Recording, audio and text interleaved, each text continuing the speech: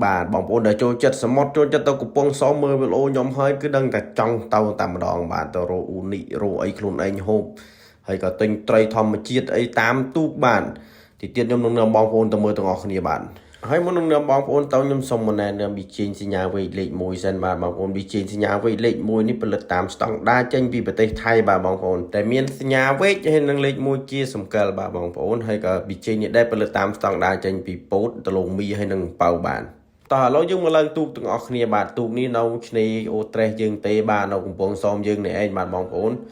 ហើយដែលគោលដៅដែលយើងត្រូវតោងនោះយើងចេញពីកំពង់សោមតា10ទៅ15នាទីទេបាទហើយកោះតាំងនឹងកោះតសៃបានម្ដុំនៅឯងបាទហើយក៏ទេសភាពនៅកំពង់សោមយើងនេះក៏ស្អាតមែនទែនបាទមើលទៅខៀវខ្ចីតាម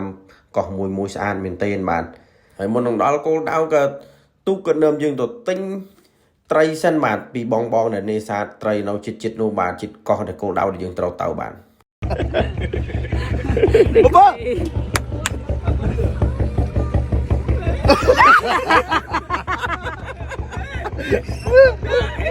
តើពីយើងបានហៅទូកហើយគាត់ក៏បត់ចូលអេបកេនមកបានដើម្បីឲ្យយើងរឹសត្រីយកបាទបងប្អូនហើយក៏ភ្ញៀវពិសេសថ្ងៃនេះក៏ទិញយកត្រីតកែបាទទៅតកែអាយ៉ាំមករស់លោកដូចជាមួយត្រីកតាំងត្រីច្រើនមែនទែនបាទគាត់លើកលោកបានត្រីច្រើនបាទនេះត្រីអាយ៉ាំត្រីអាកៅ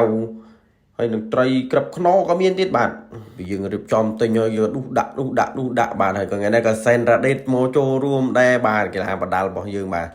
គាត់មកលើទូកជាមួយខ្ញុំដែរបាទនេះយើងយកអាកៅមួយយីរុំទិញ4-5 គីឡូបាទជាមួយត្រីតកែបាទហើយនឹងត្រីកតាំង10 គីឡូជាងបងប្អូនអូត្រីកតាំងនេះវាយកទៅអាំងវិញឆ្ងាញ់មែនទែនបាទយកទៅអាំងយកទៅអីអូមកអេមបាទនេះក៏ដុះដាក់ថ្លឹងគីឡូបានខ្ចង់ចប់ខ្ចង់អីទៀតបងប្អូនឥឡូវក៏បែកគួយក៏ចុះទៅហើយបាទខាងតកងទូកចុះទៅរឹសកម្ពុជាមាសមុទ្រអ៊ូនីយើងនេះបាទអ៊ូនីកម្ពុជាបាទពីចុះចាប់អ៊ូនីបានមកសន្ទុះហើយបាទបានច្រើនមែនទែនយើងអត់ហ៊ានយកច្រើនពីទីខ្លាញ់ហូបអត់អស់យកតាមមកល្មមបាទព្រោះយើងមានម្ហូបច្រើនបាទអូពើខៀវល្ងិតស្អាតមែនទែនបាទខ្ញុំក៏មករៀនបកសិនហើយខាងនោះគាត់បញ្រៀនបាទលើកជលក់បកលាងឲ្យស្អាតអីហើយក៏ខ្ញុំក៏ភ្លក់ខ្លួនឯងបាទអត់ទាន់បានឲ្យភ្ញៀវហូបទេភ្លក់មុនសិនឲ្យបងប្អូនមើលបាទអូសាច់និយាយពីសាច់ឡើងអ៊ុដូចអ៊ូនីស្រុកគេបាទអានេះខ្ញុំក៏ភ្លក់សិនហើយអ៊ូនីនេះត្រូវជាមួយនឹង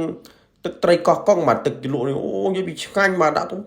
ផ្អែមឆ្ងាញ់ញ៉ៃមែនទែនបាទហើយនេះត្រីកតាំងហើយយើងក៏ដាក់អង្គបណ្ដើបាទដើម្បីឲ្យថ្ងៃនេះដែលភ្ញៀវពិសេសរបស់ខ្ញុំក៏រៀបចំកម្មវិធីជូនបុគ្គលិករបស់គាត់បាទដោយសារតែចូលឆ្នាំមកបានជួបជុំគ្នា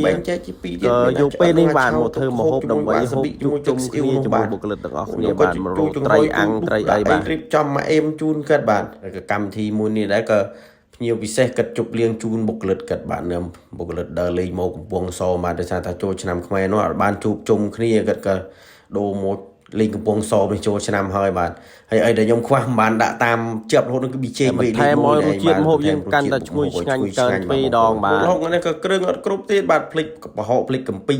បាទមានតែទឹកត្រីក៏បុករៀងដាក់ទឹកត្រីតើបងនិយាយពីអ្នកភ្លក់នេះក៏ដកមកទីថែមទៀតបាទមួយម៉ាត់ឆ្ងាញ់មែនទេនឹងយីមានអ៊ូឌីក្រាខ្ញុំចូលសលេងក៏លៀបទឹកមើលតាមគាត់ហើយបាទនេះមកអ៊ូឌីសាច់អឹបបាទនេះមើលក្តាមផងបងប្អូននេះបុគ្គលិកញ៉ាំបាយយ៉ាយូរជាងយ៉ាងអីមកគាត់យកខាងនោះគាត់ដាក់យ៉ារំបណ្ដើអីបណ្ដើហ្នឹងបាទ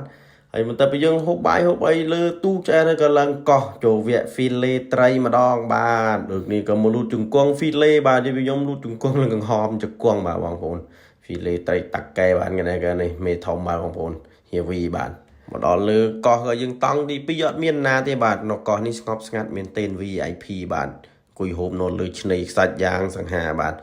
ហើយក៏ដៃកាមេរ៉ារបស់ខ្ញុំនេះសែនរ៉ាដេតបាទបងប្អូនសែនរ៉ាដេតជួយថតដាក់មកអីមកកើតដែរឯងបាទបងប្អូននិយាយពីអ្នកអង្គុយចាំទស្សនាផងចាំហូបផងនេះជុំវិញបាទខ្ញុំដូចល្ខោនហ្នឹងបាទគាត់អង្គុយទស្សនាទាំងមុខទាំងក្រោយមានសាច់គោអាំងមានខ្យងអាំងមានត្រីអាំងបងប្អូនខ្លះគាត់ហេវមីគាត់យកកំប៉ុងវាបាន